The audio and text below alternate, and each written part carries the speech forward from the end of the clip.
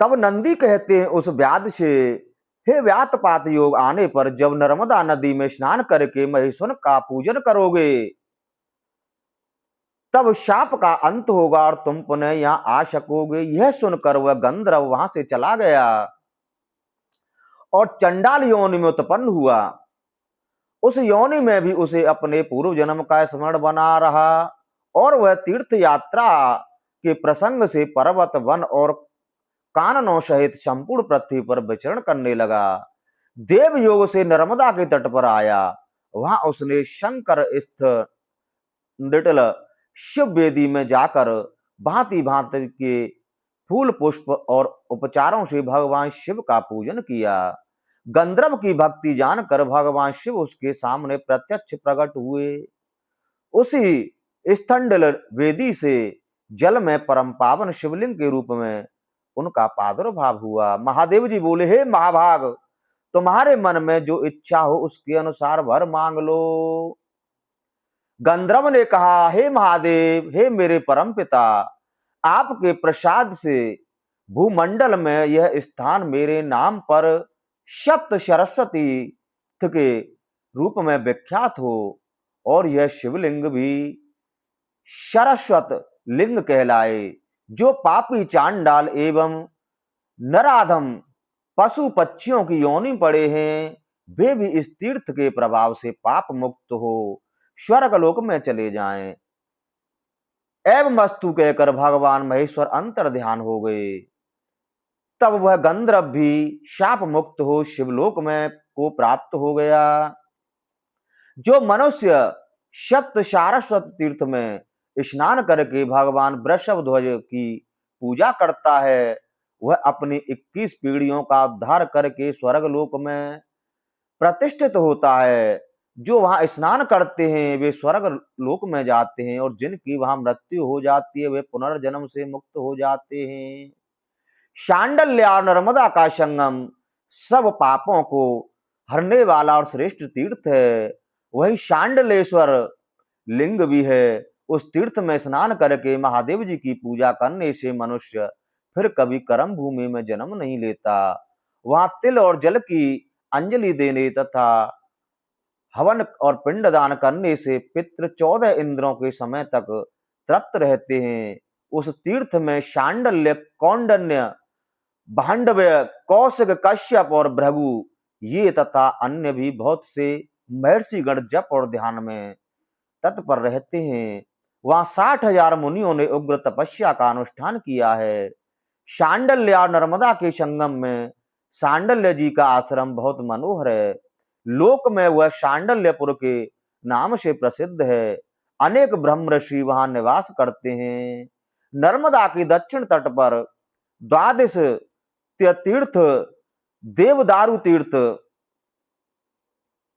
और देववनर तीर्थ है।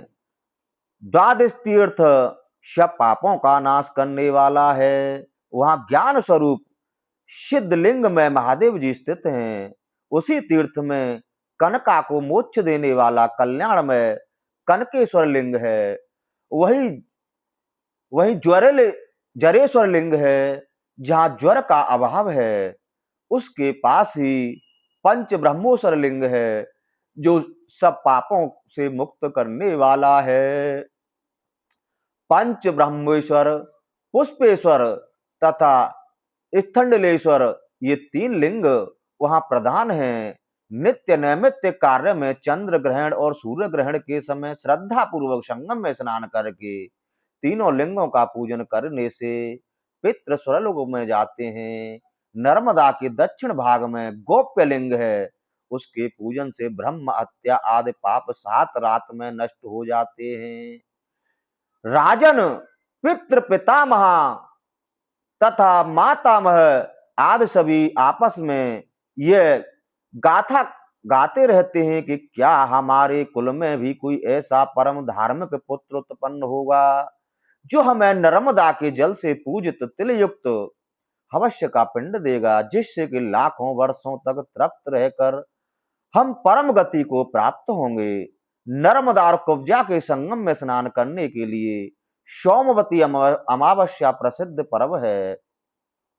एरंडी और चंडवेग का जहां नर्मदा नदी से संगम है हुआ है, वहां स्नान करने के लिए सोमवती अमावस्या, व्यतिपात संक्रांति, वैधृति योग, विषुव योग, दक्षिणायन और उत्तरायण के प्रारंभिक दिन ये वर्ष पर्व उत्तम माने गए हैं। अमावस्या को स्नान करने से 20 गुना पुण्य होता है, व्यतिपात योग में 100 गुना, संक्रांति काल तथा वैधृति योग में 50 गुना और सोमवती अमावस्या एवं चंद्र ग्रहण के समय कुरुक्षेत्र से 100 गुना पुण्य होता है। यह साक्षात महादेव जी का कथन है। वहां बिल्व वामृक नाम से प्रसिद्ध एक सिद्ध लिंग है जो ब्रह्म हत्या का नाश करने वाला है। उसके दर्शन और स्पर्श से मनुष्य शिवलोक में प्रतिष्ठित होता है। जो सोमवती अमावस्या के दिन वहां प्राण त्याग करता है, वह महादेव जी के कल्याणमय धाम में निवास करता है। हे राजन, अयोध्या के चक्रवर्ती नरेश श्रीमान रंती देव इंद्र के तुल्य महापराक्रमी राजा थे। वे समस्त धर्मात्मा में श्रेष्ठ माने जाते थे। उनके राज्य में मनुष्यों को शोक, मातृशय, रोग और दारिद्र्य का दुख नहीं होता था। सब प्रजा दीर्घायु तथा धन धान्य से संपन्न थी। गौएं स्वयं इच्छा के अनुसार दूध देती थीं और पृथ्वी सदा हरी भरी खेती से सुशोभित रहती थी। इस प्रकार पृथ्वी का पालन करते हुए राजा रंती देव ने अपने पुरोहित मुनिवर वशिष्ठ जी से पूछा, महामुने, किस तीर्थ में निर्विघ्नता पूर्वक यज्ञ की सिद्धि होती है? तब मुनीश्वर वशिष्ठ ने कहा, राजन, पुराण में सब तीर्थों से बढ़कर उत्तम तीर्थ उसी को बताया गया है जहां नर्मदा नदी बहती है। तब राजा ने सेवक, मंत्री और पुरोहित को आज्ञा देते हुए कहा, यज्ञ का सामान शीघ्र ही तैयार किया जाए।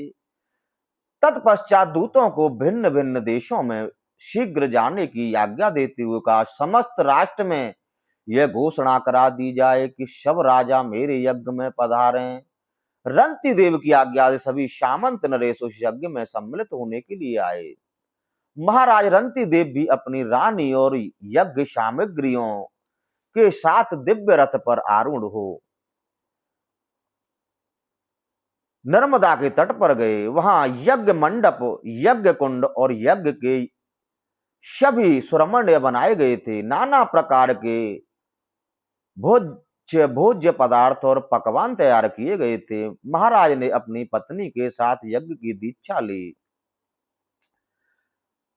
तदनंतर नर्मदा के सुंदर तट पर उनका यज्ञ प्रारंभ हुआ। उसमें धूम रहित अग्निदेव प्रत्यक्ष प्रकट होकर प्रज्वलित हो रहे थे। ब्रह्मा और इंद्र आदि देवता, लोकपाल, मरुदगण, विश्वदेव, साध्य, वसु, चंद्रमा, सूर्य, नदियां, समुद्र, पर्वत, सब तीर्थ मात्रगण, सिद्ध, गंधर्व, यक्ष, नाग, राक्षस, उमा सहित शिव तथा देवेश्वर विष्णु, इन सब के लिए राजा ने अलग अलग यज्ञ भाग दिए। बोल हर हर महादेव शंभो।